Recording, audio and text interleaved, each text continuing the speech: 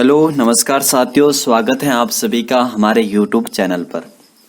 तो हमने जो है कल 20वीं शताब्दी में जनजाति तथा किसान आंदोलन टॉपिक को शुरुआत किया था ROEO के सिलेबस में, और उसमें हमने जनजातीय आंदोलन जितने भी थे वो हमने देख लिए थे। आज हम जो है किसान आंदोलन पढ़ेंगे।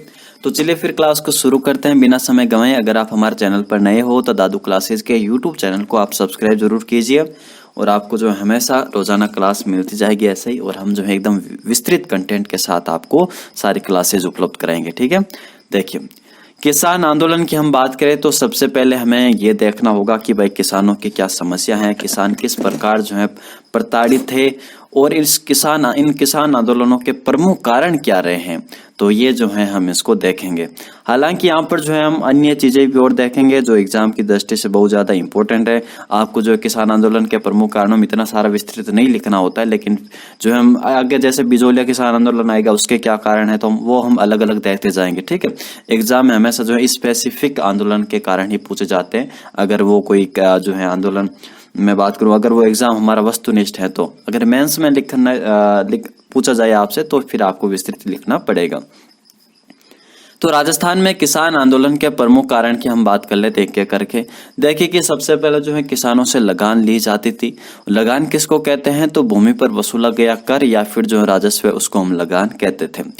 अब यहाँ पर देखिए कि लगान की जो है प्रमुख विधियां कौन कौन सी हैं, किस किस प्रकार से जो है यहाँ पर लगान का निर्धारण किया जाता था और किसान जो है यहाँ पर चुकाते थे। सबसे पहले हमारी जो है प्रथा आती है वो आती है बंटाई प्रथा। बंटाई प्रथा की अगर हम बात करें तो इस प्रथा के अंतर्गत जो है राज्य तथा किसान के बीच उपज का एक निश्चित अनुपात में बंटवारा किया जाता था। यहाँ पर जो है राज्य और किसान के बीच उपज का जो भी उपज होगी उसका एक निश्चित अनुपात में जो है बंटवारा होता था। 3/4 1/4 जितना भी होना था वो होता था। इसमें उपज का लगभग 1/3 भाग पर जो है राज्य का अधिकार होता था। ठीक है, 1/3 भाग पर राज्य का अधिकार यहाँ पर होता था। इसे गला बख्शी भी कहा जाता है। तो गला बख्शी कहा जाता है कि जो उपज का जो लगभग 1/3 भाग जो राज्य का अधिकार होता था इसे गला बख्शी कहा जाता है। इस प्रणाली में राजस्व का निर्धारण 3 प्रकार से होता था। पहले खेत बंटाई, दूसरा लंक बंटाई और तीसरा हमारा रास बंटाई। खेत बंटाई में क्या होता था, तो इसमें जो है फसल तैयार होते ही जो है खेत में बांट लिया जाता था। ठीक है, फसल तैयार हो गई तो खेत को बांट लिया जाता था कि इतना तेरा इतना मेरा। लंक बटाई की हम बात करें तो इसमें जो है फसल काटने के बाद बंटवारा होता था। ठीक है, फसल काटने के बाद आपको पता है कि जब हम सरसों वगैरह काटते हैं तो फिर वो हमारी दड़ पड़ी रहती है, तो फिर जो उसमें जो बंटवारा किया जाता है। रास बंटाई की हम बात करें तो अनाज तैयार होने के बाद बंटवारा होता था, यानी उस जो है फसल काटने के बाद जो रखा जाता है लाटा वगैरह, उससे जो बाद में अनाज जो निकाल लिया जाता है उसके तैयार होने के बाद, यानी जो अनाज निकला गया है उसके बाद जो है बंटवारा होता था। 3 आपको जो है बंटाई प्रथा में ध्यान रखना है, खेत बंटाई, लंक बंटाई और रास बंटाई। खेत बंटाई में इसमें जो फसल तैयार होते ही खेत को ही बांट लिया जाता था। लंक बंटाई की हम बात करें तो फसल काटने के बाद बंटवारा होता था, और रास बंटाई की बात करें तो अनाज निकालने के बाद जो है उस फसल में उसके बाद जो है बंटवारा होता था। ठीक है, तो बंटाई प्रथा आपको यहाँ पर समझ में आ गई होगी। अगली हम बात करें तो अगली हमारी बात आती है लाटा के बारे में। लाटा को हम देखें तो इस प्रणाली के अंतर्गत जो है जब फसल तैयार हो जाती थी तथा खेत में से साफ कर लिया जाता था, तब राज्य का हिस्सा जो है सुनिश्चित किया जाता था। वो राजस्व वसूल करने की इस प्रणाली को बंटाई भी कहते हैं। इसमें लाटा की हम बात करें तो लाटा आपको पता ही है कि जब फसल काट करके एक जगह पर उसको रखते हैं और फिर जो है वहां से जो निकाले जाते हैं, जो भी हमारा अनाज वगैरह जो भी फसल है उसको निकाला जाता है। ठीक है, तो खेत में से साफ कर लिया जाता था, तब राज्य का जो है बाद में हिस्सा जो है सुनिश्चित किया जाता था, यानी लाटे में जो है हिस्सा राज्य का सुनिश्चित होता था। फिर हम बात करते हैं कुंता की। कुंता की हम देखें तो इस प्रणाली के अंतर्गत खेत में खड़ी फसल या उपज के ढेर से अनुमान लगाकर जो है राज्य का हिस्सा निर्धारित किया जाता था। कभी कभी कहते हैं नहीं, हमारे भी जो है कुंता होता है, जैसे कि सरसों वगैरह है बोया हुआ है, तो हम पहले ही जब फसल खड़ी रहती है तब हम कहते हैं इतना हो जाएगा, इतना कुंटल हो जाएगा। तो यही बात यहाँ पर है कि खेत में जो खड़ी फसल या उपज के ढेर से जो अनुमान लगाया जाता है, और राज्य जो है जो भी राज्य के अधिकारी होते थे वो अपना हिस्सा जो है यहाँ पर निर्धारित करते थे। अगली हमारी बात आती है बिगोड़ी की। बिगोड़ी की हम बात करें तो प्रति बीघा भूमि की उर्वरा एवं पैदावार के आधार पर लगान निश्चित करना। इसमें क्या होता था कि बिगोड़ी आपने सुना ही होगा पूर्वजों से, आपके जो है दादा दादियों से, ठीक है, पूछना, उनको बिगोड़ी पता है। हमारे दादा दादी वगैरह कहते रहते हैं कि भाई बिगोड़ी हमसे ली जाती थी, वो ली जाती थी, ठीक है। तो बिगोड़ी की हम बात करें तो इसमें जो है प्रति बीघा भूमि, इसमें जो देखा जाता था कि भाई ये जमीन कितनी उर्वर पैदावार है, इसके आधार पर जो है फिर लगान निश्चित यहाँ पर करते थे। जब्ती की हम बात करें तो प्रति बीघा की दर से नकदी फसलों के लिए लगान यहाँ पर निश्चित करना। यहाँ पर जो है नकदी फसल जो भी कपास वगैरह उनके लिए जो है लगान यहाँ पर निश्चित करना जब्ती कहलाता था। ये अनाज जो फसल होता है उनके लिए नहीं, जो खाद्य फसल नहीं, या नकदी फसलों के लिए जो लगान यहाँ पर निश्चित करने की जो है एक तरीके से बात करो प्रक्रिया है जब्ती। आगे हम बात करते हैं मुकाता की। मुकाता की हम बात करें तो राज्य द्वारा प्रत्येक खेत की फसल के लिए एक मुश्त लगान निर्धारित करना। इसमें क्या होता था कि भाई जो भी खेत की फसल हो रही है कि भाई इसमें जो एक साल में इतनी होगी तो एक मुश्त यानी एक साथ जो है लगान यहाँ पर निर्धारित कर दिया जाता था। फिर हम बात करते हैं मसाहत पद्धति के। तो भूमि पैमाइश के आधार पर जो है राजस्व का निर्धारण होता था। इसमें जो भूमि की पैमाइश करी जाती थी, नाप वगैरह करके, तो फिर जो उसमें राजस्व का निर्धारण होता था। तो देखिए पिछली बातें भी आपको नहीं भूलनी, ऐसा नहीं है कि हम आगे आगे पढ़ते जाएं और पीछे वाली बातें भूल गए, नहीं। तो बंटाई प्रथा हमने देखी कि बेस प्रथा के अंतर्गत जो है राज्य और किसान के बीच उपज का एक निश्चित अनुपात में बंटवारा होता था और इसमें जो है उपज का लगभग एक ही भाग राज्य का अधिकार होता था। इसे गलाबख्शी कहते हैं। इसमें जो 3 प्रकार से इसका निर्धारण होता है राजस्व का। इस बंटाई प्रथा में खेत बंटाई, लंक बंटाई और रास बंटाई। खेत में की बात करें तो फसल तैयार होते ही खेत ही बांट लिया जाता था। लंक बंटाई की बात करें तो इसमें फसल काटने के बाद बंटवारा होता था और रास बंटाई की हम बात करें तो अनाज तैयार होने के बाद बंटवारा होता था। लाटा की हम बात करें तो फसल जो है जब निकाली जाती थी, जब फसल तैयार हो जाती थी, खेत में से साफ कर लिया जाता था, तो उसके बाद जो है राज्य का हिस्सा निर्धारित होता था। कुंता की हम बात करें तो खेत में खड़ी फसल का जो है खेत फसल या उपज है उसके ढेर से अनुमान लगाकर जो है राज्य का हिस्सा निर्धारित किया जाता था। बिगोड़ी की हम बात करें तो प्रति बीघा भूमि की उसकी उर्वर क्षमता, उसकी पैदावार क्षमता देखी जाती थी, फिर जो है लगान निश्चित किया जाता था। जब्ती की हम बात करें तो एक मुश्त यहाँ पर लगान निश्चित किया जाता था प्रति बीघा की दर से। मुकाता की हम बात करें तो राज्य द्वारा प्रत्येक खेत की फसल के लिए जो है जब्ती की हम बात करें तो प्रति बीघा की दर से जो है फसल के लिए लगान निश्चित होता था और मुकाता की हम बात करें तो एक मुश्त लगान निर्धारित होता था। मसाहत पद्धति की हम बात करें तो इसमें जो भूमि पैमाइश के आधार पर जो है राजस्व का निर्धारण होता था। ठीक है, आगे की बात करते हैं। आगे देखिए डोरी से क्या तात्पर्य होगा यहाँ पर। तो डोरी से जो है हम बात करें तो डोरी से नापे गए बीघा का हिस्सा निर्धारित कर माल गुजारी जो है वसूल किया जाता था। गोगरी की हम बात करें तो खेत की पैदावार की मात्रा निश्चित कर जो है हमारा जो है राजस्व वसूल किया जाता था। ठीक है, और हल प्रणाली की हम बात करें तो इस प्रणाली के तहत एक हल से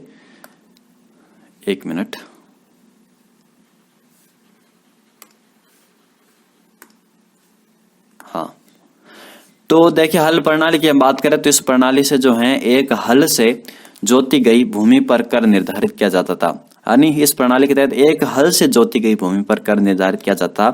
इसमें एक हल से जो है 15 से 30 बीघा भूमि जोती जा सकती थी। इस प्रणाली के आधार पर अलग अलग क्षेत्रों में राजस्व की दर अलग अलग थी। तो हल प्रणाली की हम बात करें तो इस प्रणाली के तहत जो है एक हल से जोती गई भूमि पर कर निर्धारित किया जाता। जो भूमि हल से जोती गई है उस पर कर निर्धारित होता था और एक हल से जो है लगभग 15 से 30 बीघा भूमि जोती जा सकती थी। तो इस प्रणाली के आधार पर अलग अलग क्षेत्रों में जो राजस्व की दर अलग अलग थी। अगली हम बात करते हैं नकदी या भेज की। तो इस प्रणाली के तहत जो है नकद के रूप में राजस्व वसूल किया जाता था। पूर्वी राजस्थान में इस प्रणाली को भेज भी कहा जाता है। यहाँ पर जो है फसल आपको नहीं देनी पड़ती थी, यहाँ पर जो है पैसे देने पड़ते थे। ठीक है, जो भी मुद्रा वगैरह थी वो जो है राजा को देने पड़ती थी। यानी इसमें जो है राजस्व जो भी लगान थी वो नकद के रूप में वसूल किया जाता था और पूर्वी राजस्थान में इस प्रणाली को भेज कहा जाता था। आगे की बात आती है भिंत की छाछ। इसमें भिंत की बात इस प्रणाली का उपयोग जो है बीकानेर रियासत में किया जाता था और इसके तहत जो है गांवों में घरों की संख्या के आधार पर जो है कर निर्धारित किया जाता था। तो भिंत की बात यानी भिंत आपको पता है घरों में होती है, तो घरों की संख्या के आधार पर जो है कर यहाँ पर निर्धारित होता था। तो इस प्रकार आप देख सकते हैं कि भाई जो हमारे लगान है ये जो है प्रक्रिया वगैरह होती थी ये लगान लेने की। ठीक है, इसमें कई प्रकार की जो है अलग अलग हमें व्यवस्था देखने को मिलती है। बंटाई प्रथा, लाटा, कुंता, डोरी, गोगरी, हल प्रणाली। ठीक है, आगे हम बात करते हैं लाग बाग जो किसानों से लिया जाते थे। तो इन सभी से जो है किसान प्रताड़ित थे हमारे बेचारे। अब यहाँ पर देखें कि लाग बाग की हम बात करें तो रियासत काल में कुल 74 प्रकार के लाग बाग कर लगते थे। इसमें जो लाग बाग का अर्थ होगा कि भाई राजस्व के अतिरिक्त यानी जो हमारा भूमि राजस्व है उसके अतिरिक्त जो भी टैक्स वगैरह लिया जाता था उसको हम लाग बाग यहाँ पर कहेंगे। अब देखें कि भाई यहाँ पर अलग अलग आपको सभी लाग बाग याद रखने होंगे। दस्तूर की हम बात करें तो भू राजस्व के कर्मचारियों के द्वारा, भू राजस्व के कर्मचारी द्वारा किसानों से कर के अलावा जो अवैध राशि वसूल की जाती थी उसे दस्तूर कहा जाता था। यानी जब भी भू राजस्व अधिकारी जब आते थे कर लेने जो है किसान के घर, तो उस राजस्व के अतिरिक्त जो भी अवैध राशि वसूल कर लेते थे ना उसको दस्तूर कहते थे कि भाई ये हमारा दस्तूर। आज भी ऐसा होता है, मतलब जो रिश्वतखोरी वगैरह है वही हमारे उस समय जो मौजूद थी उसको हम दस्तूर कहेंगे। न्योता लाभ की हम बात करें, न्योता से आप समझ में आगे हो गया कि भाई सामंतों के द्वारा अपने पुत्र पुत्रियों के विवाह के अवसर पर जो कर लिया जाता था, जब अपने सामंत लोग अपने बेटे बेटियों का विवाह करते थे तो उस समय जो है न्योता लाग लेते थे।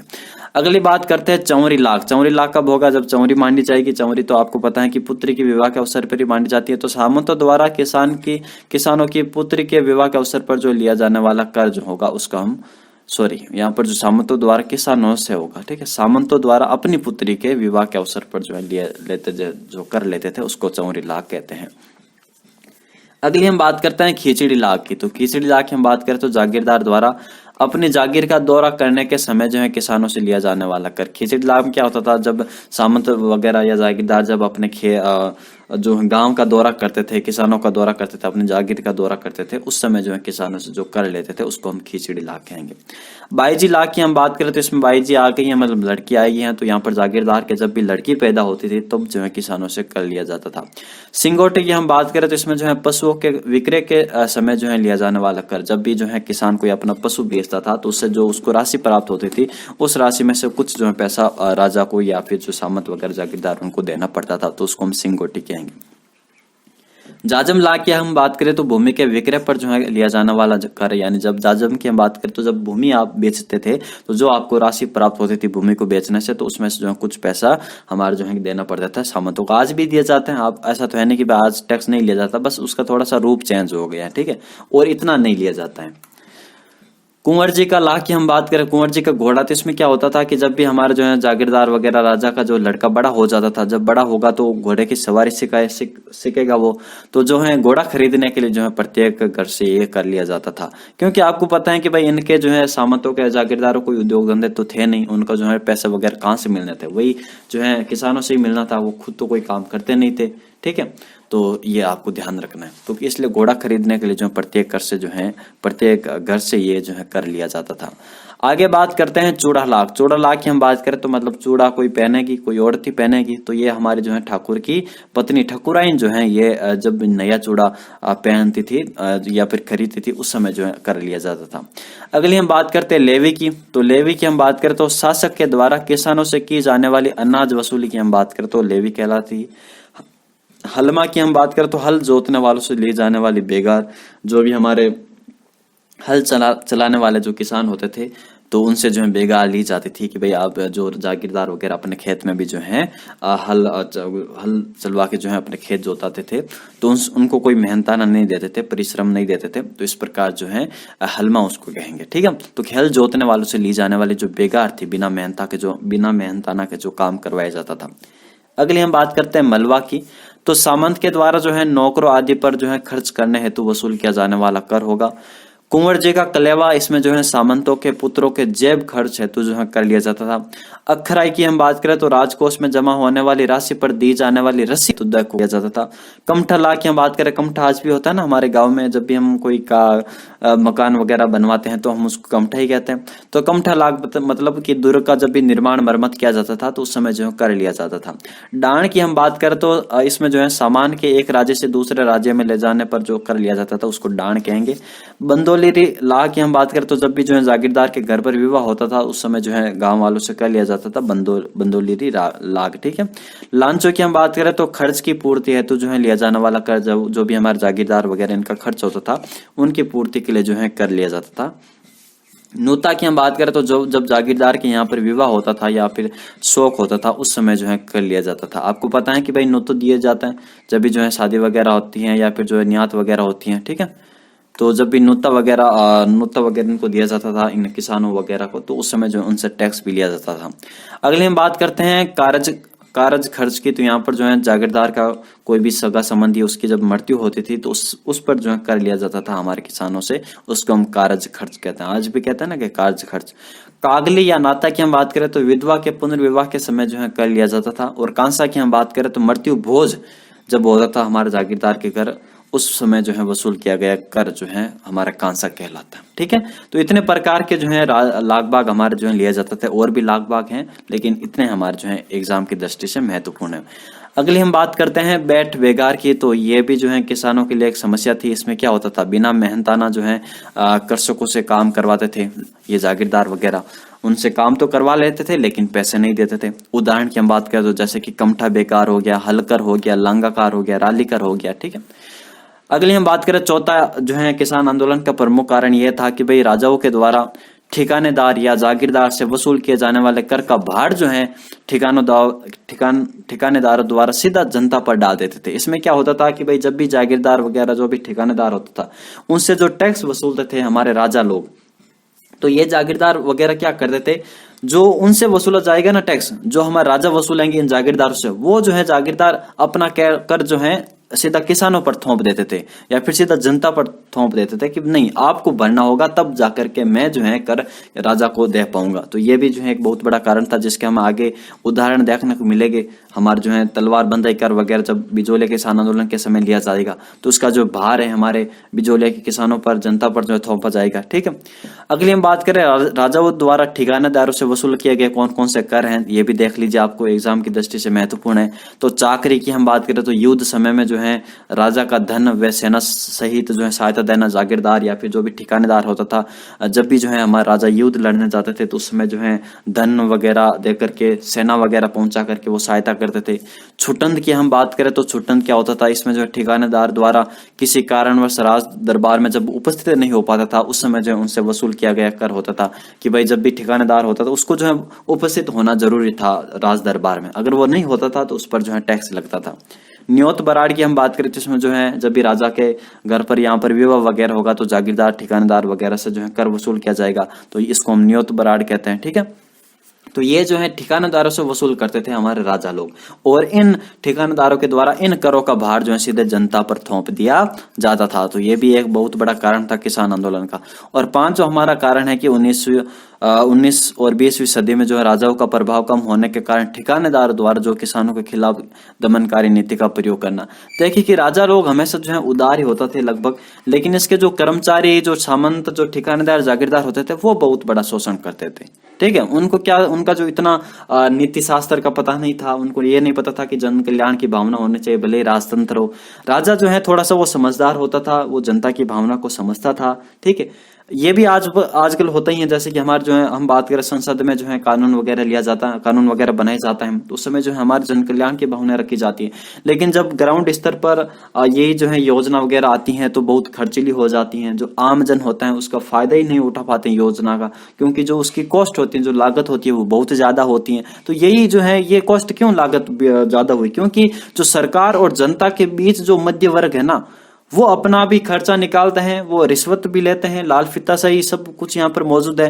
तो यही जो है पहले भी मौजूद था। ये जो हाकिम लोग हैं, ठीक है, मुशरिफ वगैरह लोग हैं, तो ये सब कुछ शोषण करते हैं हमारे आम जनता का। ठीक है, तो ये बात आपको ध्यान रखनी है। तो 5 कारण हमारे महत्वपूर्ण आ जाएंगे एग्जाम की दृष्टि से। अगर मेंस में लिखने पूछा जाए तो ये 5 कारण काफी होंगे, इसको थोड़ा आप डिटेल में भी लिख सकते हो।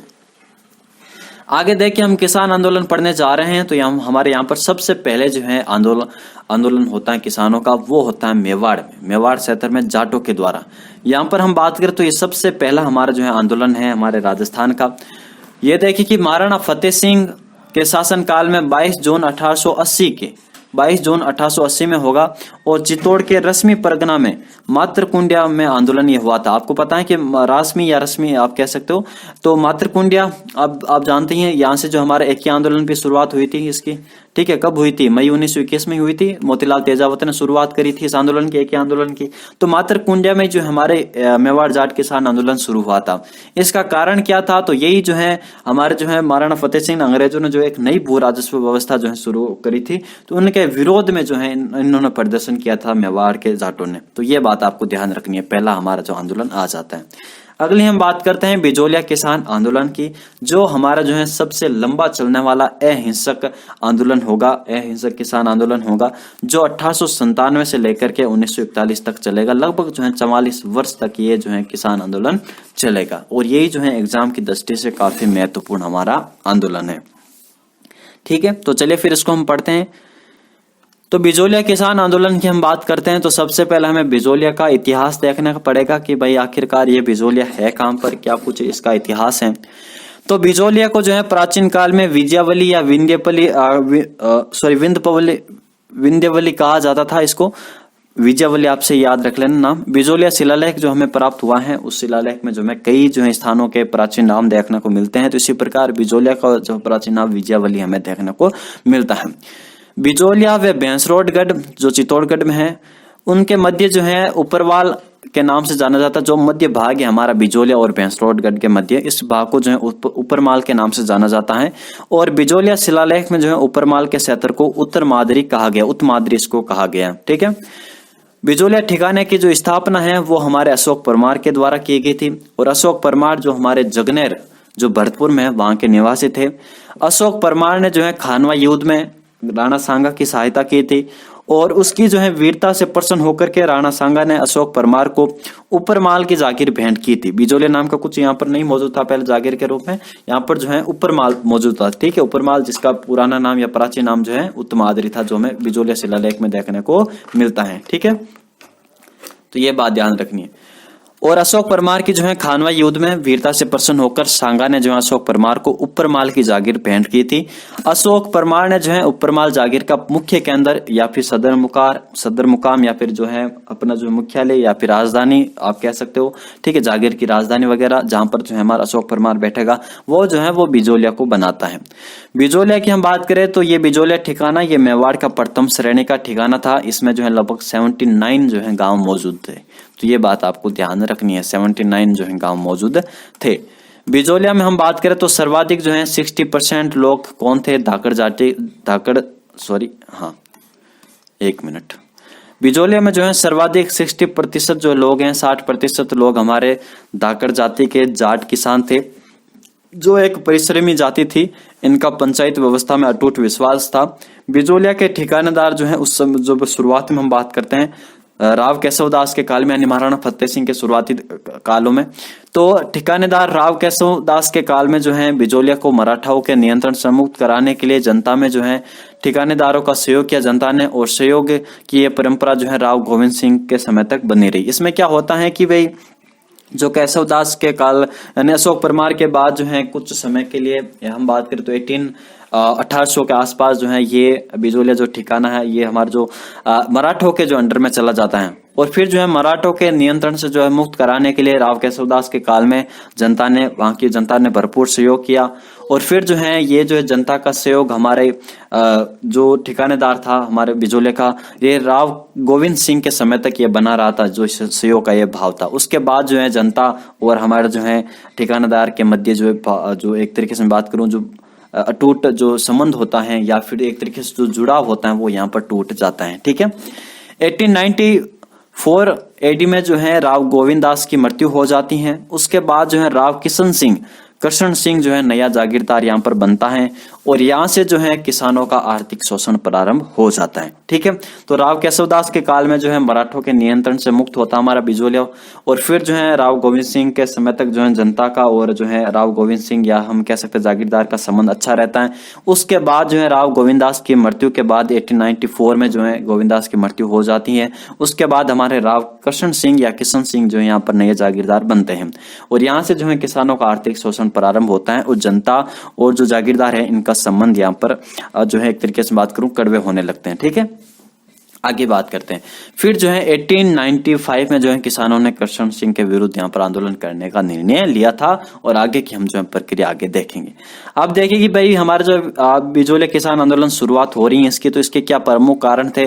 तो वही कारण होंगे कि भाई जो भू राजस्व इनसे वसूल किया जाता था इसकी जो है दर अधिक थी, अत्यधिक भू राजस्व लगान थे, यहाँ पर लगान की ऊंची दरें यहाँ पर मौजूद थी, लाटा कुंता पद्धति थी, ठीक है, 84 प्रकार के लाग बाग यहाँ पर थे, बेगार प्रथा मौजूद थी, अकाल के समय भी जो है करों में छूट नहीं मिलती थी इनको, शिक्षा और स्वास्थ्य संबंधी जो है सुविधाओं की कमी थी।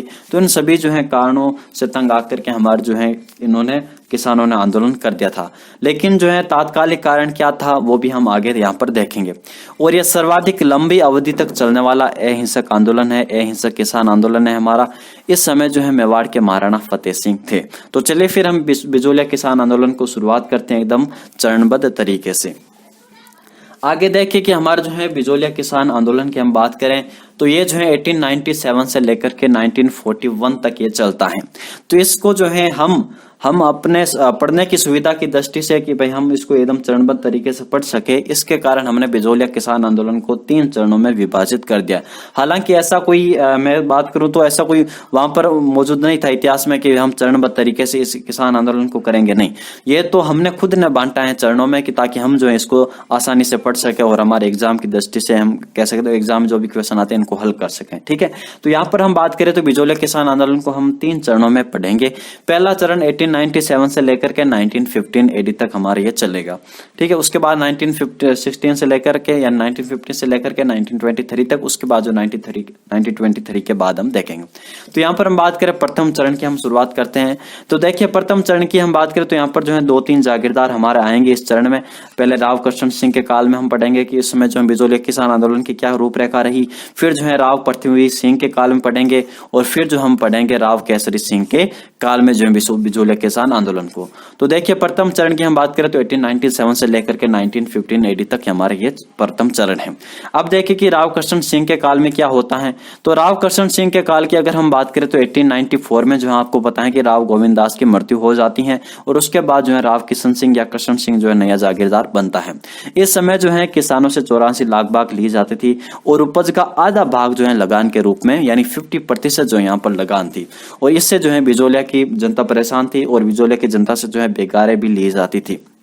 अब यहाँ पर क्या होता है 1897 की बात है, गिरधारीपुरा गांव है हमारा। इस गांव में जो है 1897 में गंगाराम धाकड़ के जो है गंगाराम धाकड़ इनके जो पिता थे, इनके पिता का जब मृत्यु भोज था उस अवसर पर जो है किसानों ने एक सभा करी थी और अपनी जो है समस्या महाराज को अवगत कराने के लिए नानाजी पटेल और ठाकरी पटेल इनको चुना और जो है इनको जो है ठिकानेदार कृष्ण सिंह के विरुद्ध किसानों की मांगों को लेकर के नानाजी पटेल व ठाकरी पटेल को मेवाड़ महाराणा फतेह सिंह से यहाँ पर वो जाते हैं और वहां से जो है महाराणा फतेह सिंह से मिलते हैं। इसमें क्या होता है कि गिरधारीपुरा गांव में 1897 में गंगाराम जी धाकड़ इनके जो है घर पर अपने जो उनके पिता हैं उनके मृत्यु भोज का उस समय जो आयोजन रखा जाता है, मृत्यु भोज उस समय होता है, ठीक है, 1897 में गंगाराम धाकड़ के पिता का।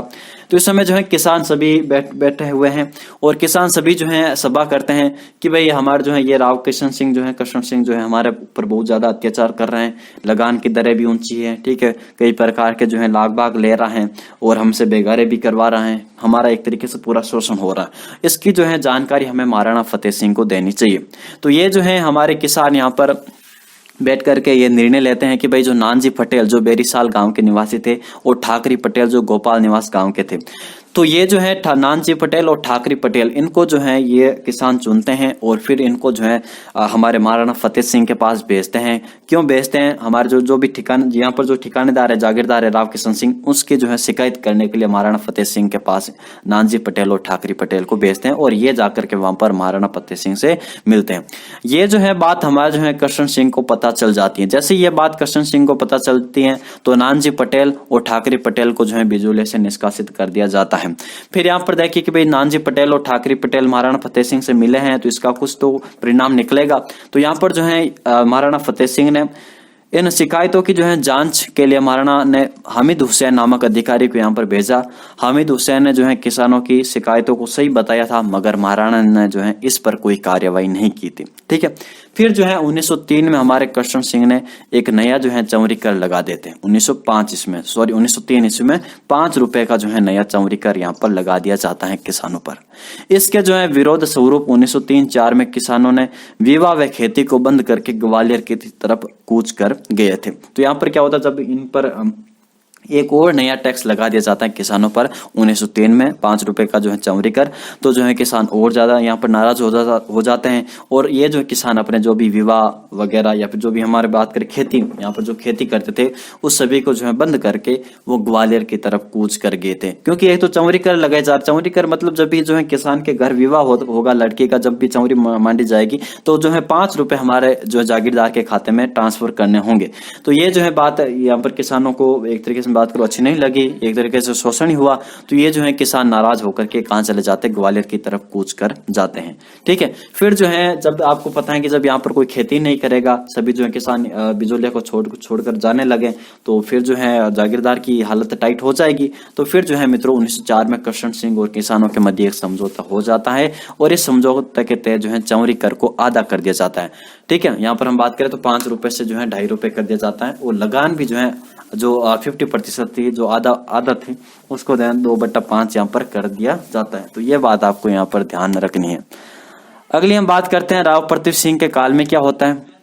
तो राव पृथ्वी सिंह आपको पता है कि हमारे जो है 1897 में जो है गोविंद दास की मृत्यु के बाद हमारे कौन बनते हैं, राव गोविंद दास की मृत्यु के बाद हमारे यहाँ पर राव किशन सिंह जागीरदार बनते हैं। और राव किशन सिंह की जो है मृत्यु हो जाती है 1906 में। ठीक है, और वो किशन सिंह की कोई संतान नहीं होती, नियत संतान, वो मरते हैं। उसके बाद जो है मित्रों कामा भरतपुर के जो पृथ्वी सिंह है वो यहाँ पर जो है ठिकानेदार बनते हैं। पहले जो है गोविंद दास, फिर जो है किशन सिंह, फिर यहाँ पर जो है बनेंगे पृथ्वी सिंह और उसके बाद केसरी सिंह। तो 1906 में जो है यहाँ पर क्या बनते हैं, पृथ्वी सिंह यहाँ पर ठिकानेदार बनते हैं। जैसे आपको पता है कि जब भी नया ठिकानेदार बनता है तो तलवार बंदई कर जो है वो राजा को दिया जाता है, महाराणा फतेह सिंह को यहाँ पर दिया जाएगा। और ये जो है मित्रों, ये जो तलवार बंदई कर जो है पहले यहाँ पर जागीरदार खुद अपने कोष से देता था। अब जो है क्या किया हमारे राव पृथ्वी सिंह ने, ये जो तलवार बंदई कर जो उसको राजा को देने होते थे उसने राजा को तो ट्रांसफर कर दिए। अब जो है इस तलवार बंदई कर को जो है वो जनता से वसूल करना चाहता था। ठीक है, अपनी जो भी है वो क्षतिपूर्ति करना चाहता था कि मेरे कोष से इतने पैसे निकलेंगे, मैं ये जो है पैसा जनता से लूंगा। तो ये जो है तलवार बंदई नाम से जो है नई लाग लगा दी किन पर, जनता पर। और दी गई जो है समस्त जो भी छूट थी वो भी जो है समाप्त कर दी। छूट कौन सी, जो 1904 में हमारे किशन सिंह और किसानों के मध्य जो समझौता हुआ था कि लगान जो है आधे से 2/5 कर देंगे। ठीक है, चौरी कर जो है एक तरीके से बात करूं 5 रुपए से 2.5 कर दिया था। तो ये जो है छूटे भी जो है यहाँ पर समाप्त कर दी गई थी। तलवार बंदई कर क्या होता था, एग्जाम में आ सकता है, पूछा जा सकता है। तो तलवार बंदई की हम बात करें तो ठिकानेदार द्वारा गद्दी पर बैठते समय संबंधित रियासत के शासक को तलवार बंदई कर भेजा जाता था। तलवार बंदई कर की हम बात करें तो जयपुर में इसको नजराना कहा जाता है, मारवाड़ में इसको जो हुक्मनामा पेशकशी जो इसको कहा जाता था। अब यहाँ पर देखिए अब क्या होगा, तो अब जो है जैसे ये तलवार बंदई कर वगैरह नहीं लगाए गया है तो भाई जनता को ये पता चल गया कि अब तो हमारे जो है शोषण की पराकाष्ठा हो गई है।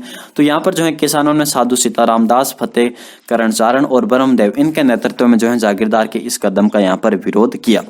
साधु सीताराम दास की हम बात करें तो ये मित्रों हमारे जो है पुस्तकालय अध्यक्ष के पद पर थे हमारे बिजोलिया में साधु सीताराम दास। तो जैसे जो है हमारे साधु सीताराम दास, फतेह करण चारण, ब्रह्मदेव इन्होंने जो है तलवार बंदई कर वगैरह इनके संबंध में जो है हमारे राव पृथ्वी सिंह का विरोध किया। तो राव पृथ्वी सिंह ने जो भी ये पद पर थे हमारे साधु सीताराम दास वगैरह, ठीक है, इनको जो है उनके पद से हटा दिया जाता है। साधु सीताराम दास की हम बात करें तो ये पुस्तकालय अध्यक्ष के पद पर थे तो इनको पद से हटा दिया गया। और दूसरी तरफ हम बात करें जो फतेह करण चारण और जो ब्रह्मदेव है इनको जो है बिजोलिया से निष्कासित कर दिया गया था। ठीक है, तो ये बात आपको ध्यान रखनी है। ये हमें जो है हमारे राव पृथ्वी सिंह के काल में इतनी बातें आती हैं। फिर जो है राव केसरी सिंह का काल आता है।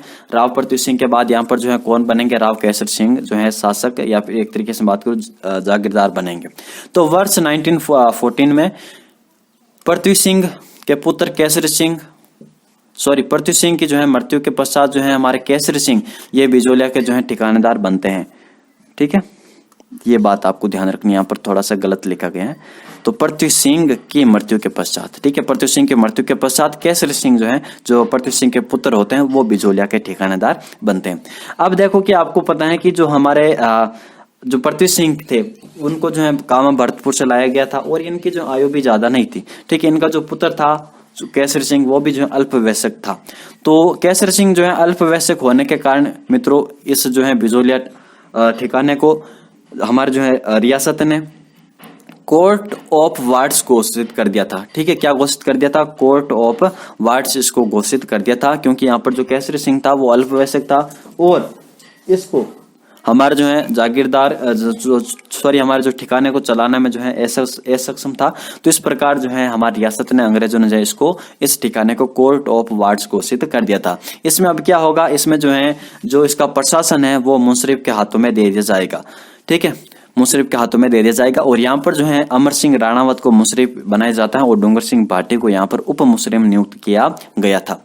अमर सिंह व डूंगर सिंह मैं बात करूं, ये जो है इन किसानों को फतेह सिंह के आदेशानुसार लाग बाग में रियायतों का प्रावधान किया गया। तो जो है अमर सिंह राणावत और जो डूंगर सिंह भाटी है, इनको आदेश दिया था महाराणा फतेह सिंह ने कि भाई आप जो है लाग बाग जो लेते हो इनमें जो है रियायतें वगैरह इन किसानों को, जनता को दे दीजिए। ठीक है, तो यहाँ पर बात आपको ध्यान रखनी है। अब क्या होगा, राव केसरी सिंह के काल में इतनी बातें आती हैं। आगे देखिए, साधु सीताराम दास, इनके आग्रह पर जो है 1915 ईस्वी में विजय सिंह पथिक जो है बिजोलिया किसान आंदोलन से जुड़ते हैं और आंदोलन में जो है नव चेतना भर देते हैं। तो ये हम देखते हैं आगे कि भाई जो है विजय सिंह पथिक यहाँ पर जो है बिजोलिया किसान आंदोलन में किस प्रकार जुड़ते हैं। तो प्रथम चरण हमारा इतना ही है 1897 से लेकर के 1915 तक। ठीक है, उसके बाद हमारा द्वितीय चरण है 1916 से लेकर के 1923। आगे देखिए, इसमें जो है एक व्यक्ति विशेषकर यहाँ पर इस आंदोलन में नव चेतना भरेगा। ठीक है, नए सिरे से जो है इसका नेतृत्व करेगा, वो होगा हमारा विजय सिंह पथिक, जिसका मूल नाम जो है भूप सिंह है। भूप सिंह था, जो गुडावली उत्तर प्रदेश का रहने वाला था। और इसमें निवासी की हम बात करें, गुडावली बुलंदशहर उत्तर प्रदेश का निवासी था। और गोपाल सिंह खरवा के साथ जो है शस्त्र क्रांति जो 21 फरवरी 1915 को होनी थी, इसके आरोप में जो है इनको टोटगढ़ जेल में कैद किया गया था, इनको और गोपाल सिंह खरवा को एक साथ में। ठीक है, वर्ष 1915 में जो है ये जेल से फरार हो गए थे हमारे विजय सिंह पथिक जी। और चित्तौड़गढ़ में विद्या प्रचारिणी सभा के शिक्षक जो है, विद्या प्रचारिणी सभा की हम बात करें तो यहाँ पर जो है शिक्षक के तौर पर ये काम करते हैं। और वर्ष 1915 में जेल से फरार होने के बाद चित्तौड़गढ़ में विद्या प्रचारिणी सभा में ये जो शिक्षक के तौर पर काम करते हैं यहाँ पर, इसके जो है इस विद्या प्रचारिणी सभा के शिक्षक वार्षिकोत्सव में जो है 1916 में साधु सीताराम दास, माणिक्यलाल वर्मा, प्रेमचंद भील से जो है मुलाकात के बाद ये विजय सिंह पथिक हमारे इस आंदोलन से जुड़ते हैं। ये जो है आने के बाद अब जो है बिजोलिया किसान आंदोलन को एकदम संगठित तरीके से यहाँ पर इसका नेतृत्व करेगा। और संगठित तरीके से नेतृत्व करने के लिए आपको जो एक संगठन भी बनाना होगा, जहाँ पर जो किसान सभी एक साथ आए, अधिवेशन करे, मिले। ठीक है, प्रॉब्लम वगैरह जो भी है वो बताए एक दूसरे को, और आगे क्या कार्यवाही हमें करनी चाहिए उसके बारे में निर्णय करे। तो वर्ष 1917 में जो है विजय सिंह पथिक ने हरियाली अमावस्या के दिन, श्रावण अमावस्या को आती है हरियाली अमावस्या, तो हरियाली अमावस्या के दिन जो है उपरमाल पंच बोर्ड की स्थापना करते हैं। कहाँ पर? बेरीसाल गांव में। यहाँ के कौन निवासी थे? नानजी पटेल थे। ठीक है, तो बेरीसाल गांव में जो है यहाँ पर स्थापना करते उपरमाल पंच बोर्ड की 1917 में। और इसका कार्य जो है मित्रों लाग बाग का विरोध करना था। और इसका जो आर्थिक सहयोग कौन करेंगे? जमनालाल बजाज करेंगे और हरिभाई किंकर यहाँ पर करेंगे। ठीक है, इसका जो है सरपंच, इस उपरमाल पंच बोर्ड का सरपंच बनाया गया मुन्ना पटेल को, और सदस्य यहाँ पर नानजी पटेल और ठाकरी पटेल थे। तो ये जो बेरीसाल गांव है ये पटेलों का गांव था। ठीक है, आगे बात करते हैं। पथिक जी ने जो है उपरमाल का डंका ये जो है नामक अखबार निकाला मेवाड़ी भाषा में, ताकि जो है हमारी जो जनता है मेवाड़ की उसको जो है शिक्षित किया जाए। ठीक है, आपको पता है कि भाई शिक्षा और जो स्वास्थ्य सुविधा है वो बिजोलिया में हमारी बहुत कम थी। ये हमने पहले ही पढ़ा था हमारे आंदोलन के कारण के संबंध में। तो हमारी जो जनता को उनसे जो है उनको बताने के लिए रियासत वगैरह जो भी हैं हमारी, और अंग्रेजों के जो अत्याचार हैं इनसे जो है उनको परिचित कराने के लिए उपरमाल का डंका नामक अखबार जो निकालते हैं पथिक जी, और मेवाड़ी भाषा में जो निकलता है और हस्तलिखित ही होता है। ठीक है, हाथों से लिखते हैं हमारे पथिक जी यहाँ पर। अगली हम बात करते हैं तो बिजोलिया किसान आंदोलन की हम बात करें तो राष्ट्रीय स्तर पर इसको जो है इसकी छवि के लिए, इसको प्रसिद्धि दिलाने के लिए जो हमारे गणेश शंकर विद्यार्थी जो पथिक जी के जो है दोस्त होते हैं, गणेश शंकर विद्यार्थी ने अपने इनका जो समाचार पत्र था प्रताप, इसमें जो है इस आंदोलन को देशव्यापी जो है बना दिया था। ठीक है, तो गणेश शंकर विद्यार्थी ने अपने समाचार पत्र प्रताप में जो है इस आंदोलन को जो है देशव्यापी बनाया था। अन्य समाचार पत्रों की हम बात करूं तो अभ्युदय जो प्रयाग से निकलता था, भारत मित्र जो कलकत्ता से निकलता था, बाल गंगाधर तिलक का जो मराठा जो पुणे से निकलता था, इन समाचार पत्रों में भी जो है इस आंदोलन को देशव्यापी बनाया था। ठीक है, तो इन सभी समाचार पत्रों में जो है हमारे बिजोलिया किसान आंदोलन के बारे में जम करके जो है खबरें छापी गई थी। आगे बात करते हैं। पथिक जी की प्रेरणा से जो है माणिक्यलाल वर्मा ने ठिकाने की जो है नौकरी छोड़ दी थी, और इन्होंने जो है पंछीड़ा गीत भी लिखा था। भीलवाड़ा में जो है उमाजी का खेड़ा नामक स्थान को जो है अपना केंद्र बनाया था हमारे किसने? हमारे पथिक जी ने, ठीक है। मुंशी प्रेमचंद जी ने जो है इस आंदोलन की पृष्ठभूमि पर रंगभूमि नामक जो है नाटक भी लिखा। गोपाल निवास के जो है हमारे नारायण पटेल, इन्होंने जो सर्वप्रथम लाख बाग देने से मना किया था और इन्हें जेल में कैद कर दिया था। फिर जो है किसानों ने जो है इन्हें छोड़ दो नहीं तो हमें जेल दो नामक नारे लगाए। और 1919 में मित्रों विजय सिंह पथिक ने राजस्थान सेवा संघ की स्थापना की थी वर्धा में, ठीक है। उसके बाद जो है ये अजमेर स्थानांतरित हो जाती है संस्था। तो महाराष्ट्र में वर्धा में इनकी स्थापना की थी राजस्थान सेवा संघ की 1919 में, और वर्धा से जो है राजस्थान केसरी, और 1925 में जो है अजमेर से प्रकाशित नवीन राजस्थान। इन समाचार पत्रों में जो है मैं बात करूं, इन समाचार पत्रों के माध्यम से जो है बिजोले ठिकाने के अत्याचारों को उजागर किया था। तो ये बात आपको यहाँ पर ध्यान रखनी है। आगे हम बात करें 1920 में जो है राजस्थान सेवा संघ का जो मुख्यालय हमारे अजमेर स्थानांतरित कर दिया गया था। अजमेर से जो है नवीन राजस्थान, तरुण राजस्थान, नव संदेश राजस्थान इत्यादि समाचार पत्रों का प्रकाशन किया गया था, और इन समाचार पत्रों में जो है बिचौलिया किसान आंदोलन के बारे में छापा गया। 1920 की हम बात करें, इसमें जो है बंबई में पथिक जी ने गांधी जी से मुलाकात की थी और मेवाड़ के किसानों की समस्या से अवगत कराया था, और गांधी जी ने जो है विजय सिंह पथिक को राष्ट्रीय पथिक जो है कहा था, तथा महादेव देसाई को जो महाराणा फतेह सिंह से मिलने उदयपुर भेजा था, ठीक है। 1919 के जो है अमृतसर अधिवेशन में बात करें तो बाल गंगाधर तिलक ने जो है बिजोले का प्रस्ताव रखा था कि वे बिजोले किसान आंदोलन में जो है कांग्रेस भी सहयोग दे, लेकिन गांधी जी और मदन मोहन मालवीय के कहने पर जो इसे वापस ले लिया गया था। 1920 में जो विजय सिंह पथिक ने राजपूताना मध्य भारत सभा के मंच से जो बिजोले का मुद्दा उठाया, तथा इस सभा ने जो है बिजोले की जांच हेतु भवानी दयाल की अध्यक्षता में आयोग गठित किया था, जिसका महाराणा फतेह सिंह ने विरोध किया था। अब यहाँ पर देखें कि बिजोले किसान आंदोलन केवल एक जो है राज्य स्तर पर या फिर जागीरदारी स्तर पर या जागीर स्तर पर या रियासत के स्तर पर ही नहीं रहता है, बल्कि राष्ट्रीय स्तर पर भी जो है पहचान दिलाने का काम करते हैं हमारे कौन, विजय सिंह पथिक। आप देख पा रहे हो कि गांधी जी से जो है ये जुड़ते हैं, ठीक है। कांग्रेस तक जो है इसका मुद्दा उठता है, अन्य जो भी संस्थाएं वगैरह जो है राष्ट्रीय स्तर पर संस्थाएं बनाई जाती है हमारे विजय सिंह पथिक के द्वारा, वहां पर जो है बिजोले किसान आंदोलन के बारे में मुद्दा उठाया जाता है। अन्य जो भी समाचार पत्र हैं जो राष्ट्रीय स्तर पर निकलते थे, बड़े बड़ी जो है विभूतियों के द्वारा जो पत्र निकाले जाते थे, उन पत्रों में जो है अपने बिजोले किसान आंदोलन के बारे में जो जमकर प्रकाशन वहां पर करवाया था। तो ये जो है आप देख पा रहे हो कि विजय सिंह पथिक ने इसको एकदम बहुत ही अच्छी तरीके से राष्ट्रीय स्तर पर संगठित तरीके से जो है इस किसान आंदोलन का नेतृत्व किया था, और पूरे भारत में जो है इस आंदोलन के बारे में पता चल गया था। जिस प्रकार जो है हमारे जो किसानों के 3 जो बिल लाए गए थे, उनके संबंध में जो विरोध प्रदर्शन वगैरह किया था, अंतर्राष्ट्रीय स्तर पर जो ये फेमस हुआ था, तो इसी प्रकार बिजोलिया किसान आंदोलन भी उस समय जो है ये अपनी प्रसिद्धि ख्याति प्राप्त की थी, ठीक है। तो 1920 में जो विजय सिंह पथिक ने राजपूताना मध्य भारत सभा के मंच से जो है राजपूताना मध्य भारत सभा, इसकी जो स्थापना 1918 में होती है, जो मारवाड़ी पुस्तकालय हमारे जो चांदनी चौक दिल्ली में, वहां पर जिसकी स्थापना होती है, जिसके अध्यक्ष हमारे जो है जमनालाल बजाज वगैरह होते हैं। तो इनके जो अधिवेशन होता है, इस अधिवेशन में जो 1920 में वहां पर मंच पर जो है बिजोलिया किसान आंदोलन का मुद्दा उठाते हमारे विजय सिंह पथिक, ठीक है। देखिए आगे बढ़ते हैं। राजपूताना मध्य भारत सभा, ये भी देख लीजिए क्या है।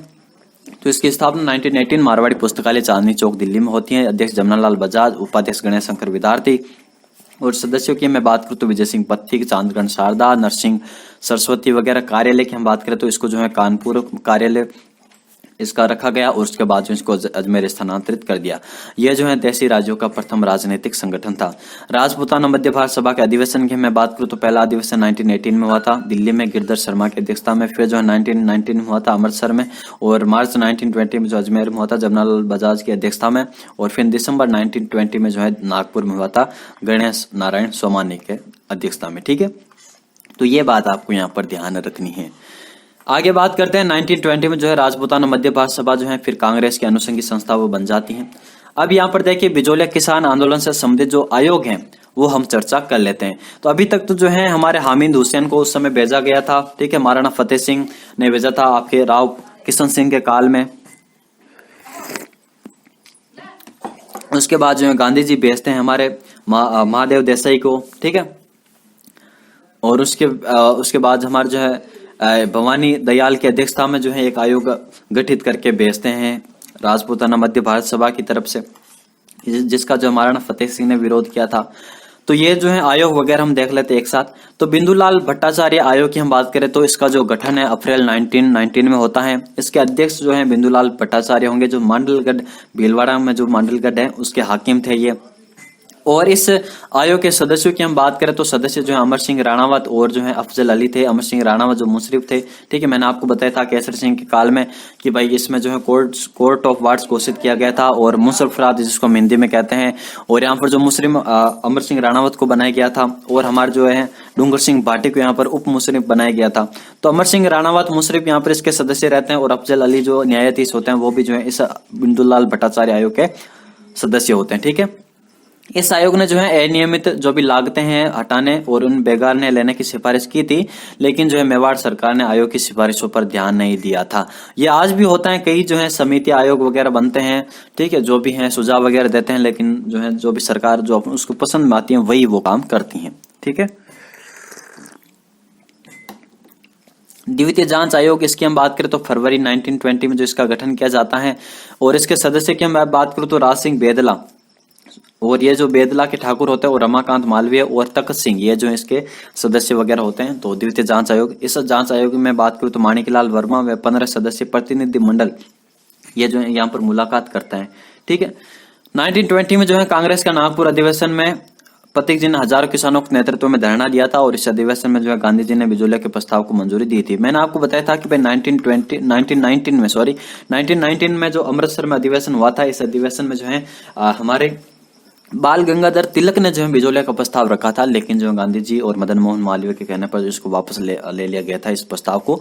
तो फिर जो है 1920 में जब ये बिजोलिया किसान आंदोलन एकदम बहुत ही चरम, एक तरीके से बात करूं तो बहुत ही ज्यादा इसकी जो है बातें वगैरह फैलनी शुरू हो जाती हैं, राष्ट्रीय स्तर का मुद्दा बन जाता है, तो फिर जो है कांग्रेस इसकी तरफ ध्यान देगी और 1920 में जो है कांग्रेस के नागपुर अधिवेशन के समय जो है प्रतीक जी ने हजारों किसानों के नेतृत्व में वहां पर धरना दिया था कि भाई आप जो है हमारा मुद्दा कांग्रेस में उठाई, और इस अधिवेशन में जो गांधी जी ने बिजोलिया के प्रस्ताव को मंजूरी दी थी।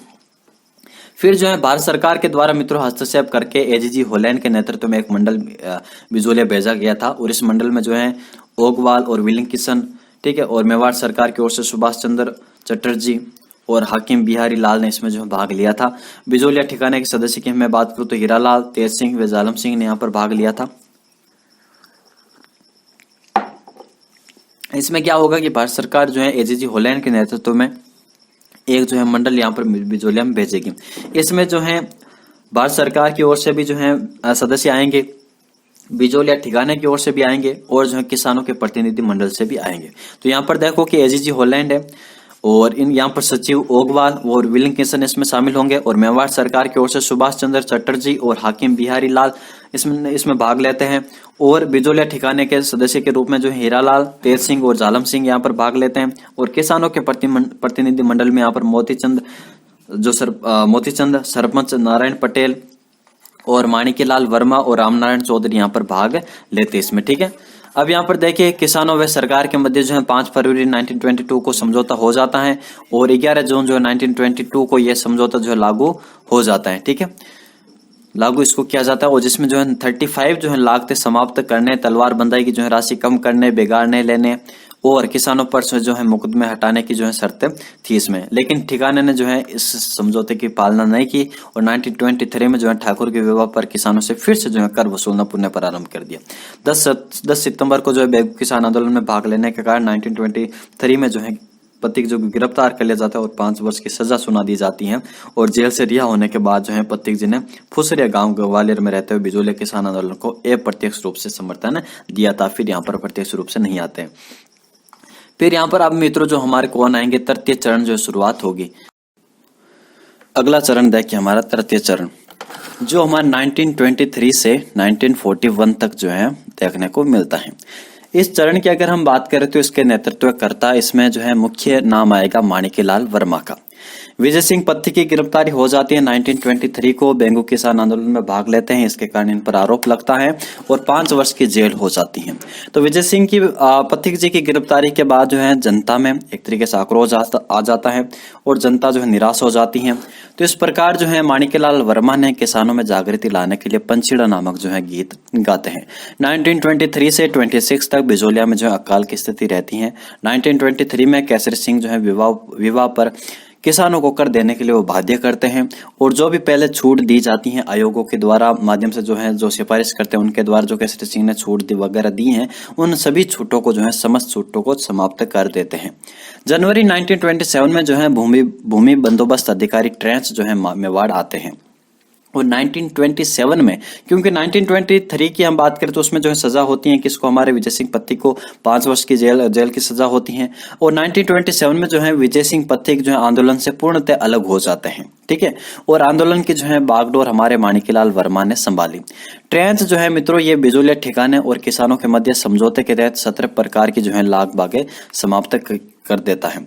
और मई 1927 में मित्रों वर्मा जी को गिरफ्तार कर लिया गया और पुणे लाग बाग स्थापित की गई। और 1927 में माणिक्यलाल वर्मा जी की गिरफ्तारी के बाद बिजोलिया किसान आंदोलन का नेतृत्व जमनालाल बजाज और हरिभाऊ उपाध्याय के द्वारा किया जाता है। ठीक है, इतनी बात आपको समझ में आई होगी 1927 तक। आगे बात करते हैं 1931 में गांधी जी के प्रतिनिधि मालवीय, मदन मोहन मालवीय, जमनालाल बजाज और उपाध्याय, हरिभाऊ उपाध्याय, ये मेवाड़ प्रधानमंत्री सुखदेव प्रसाद से मुलाकात करते हैं और उसके बाद वर्मा जी को रिहा कर देते हैं। नवंबर 1931 में वर्मा जी को पुणे कुंभलगढ़ की जेल में कैद कर दिया जाता है और 1933 में पुनः रिहा कर दिया जाता है। 1941 में मेवाड़ का प्रधानमंत्री सर टी विजय राघवाचारी ये राजस्व विभाग के मंत्री डॉक्टर मोहन सिंह मेहता को समस्या का अंतिम रूप से समाधान करने बिजोलिया भेजते हैं। क्योंकि 1931 के समय हमारे उस समय मेवाड़ के प्रधानमंत्री सुखदेव प्रसाद थे। उसके बाद प्रजामंडल आंदोलनों के दबाव के कारण आगे चल करके मैं बात करूं 1941 में मेवाड़ के प्रधानमंत्री चेंज होते हैं और सर टी विजय राघवाचारी को बनाया जाता है।